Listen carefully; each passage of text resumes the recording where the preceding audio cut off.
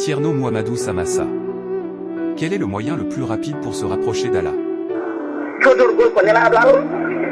julde ma mbaɗa darɗe nayyi foɗa julɗele sappo ɓuro mum sappo kono ma mbaɗa nayyi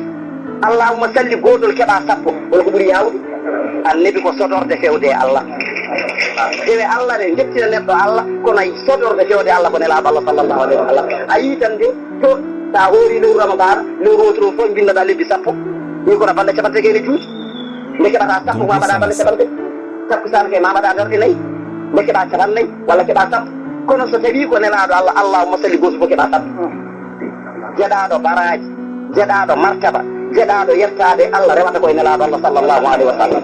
sa rewi to dewe Allah a yettoto Allah kona leelat ononne juuti hajju goto nde wona juuɗi sappo hajju no foti keɓlanɗa ɗum no foti balɗe nde jaada darta no foti balɗe foti lewru timmuɗo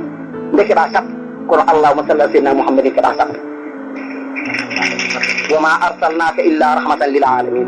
ɗo kay ɓuronde yurmede neɗɗo ɗo ɓuuri ɗattade neɗɗo ɗo ɓuuri yetde moƴƴere wonande looɗo on wawa hajjude kono ala mo wawide allahuma salli ala sayyidina muhammadin wa sallim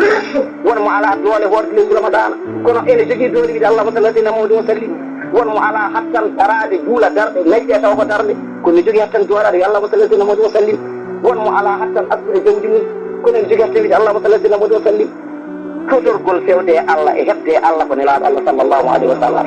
ɗum noon julɓe nantoɗe e nelaɗo Allah sallllahu alayhi wa sallam mawnine nelaɗo Allah sallllahu alayhi wa sallam jiiɗe nelaɗo Allah sallallahu alayhi wa sallam codo ɗon keɓon baraji jetton Allah ko yaawi tawa caɗele ngala